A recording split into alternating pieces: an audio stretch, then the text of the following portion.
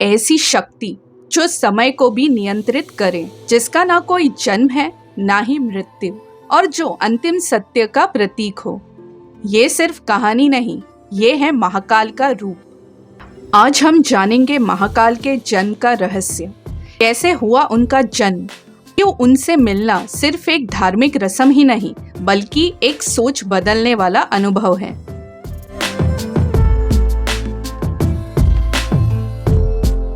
कहानी शुरू होती है प्राचीन अवंतिका नगरी से। आज के उज्जैन के नाम से उसे जाना जाता है। यहाँ के राजा चंद्रसेन भगवान शिव के भक्त थे। एक दिन कुछ शत्रु राज्यों ने अवंतिका पर हमला कर दिया। राजा ने महादेव से प्रार्थना की कि उनके नगर को बचाया जाए। इस प्रार्थना को सुनकर शिव जी ने अपना रुद्र रूप धारण किया, एक ऐसा रूप जो समय का स्वामी था, जो मृत्यु का भी विनाश कर सकता था। यही रूप महाकाल के नाम से जाना गया। उन्होंने शत्रु सेना का नाश किया और अवंतिका राज्य की रक्षा की। महाकाल दो शब्दों का संगम है।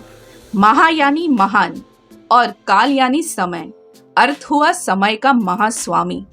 हिंदू दर्शन में काल का मतलब सिर्फ गद्दी का समय नहीं बल्कि पूरा जीवन यात्रा है। जन्म से मृत्यु तक का सफर है ये।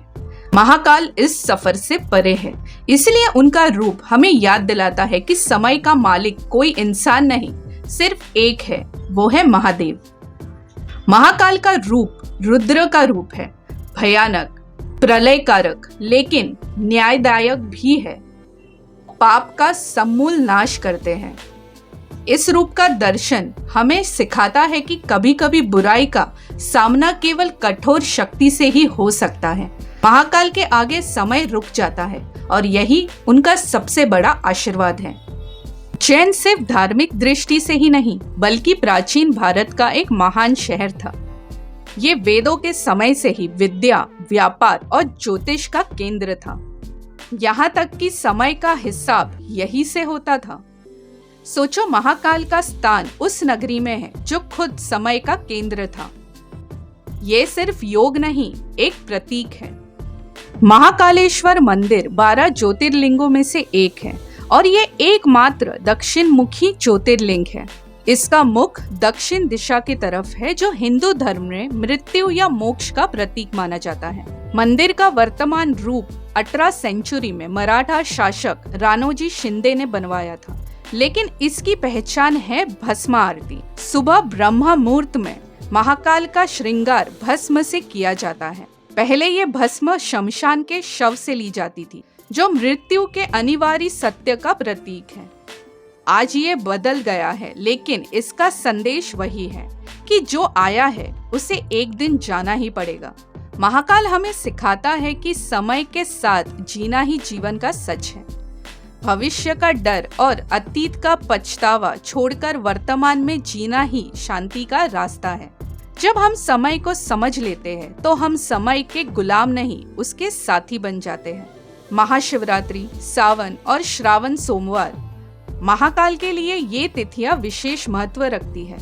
महाशिवरात्रि के दिन रात भर पूजा होती है और ये माना जाता है कि इस रात महाकाल अपने भक्तों को मोक्ष देते हैं। ये त्योहार सिर्फ धार्मिक नहीं बल्कि एकता और सामाजिक मिलन का समय होता है।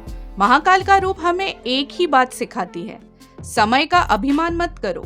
जीवन छोटा है, हर पल अनमोल है।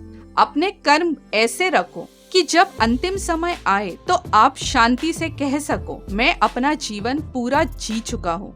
और यही महाकाल का आशीर्वाद है।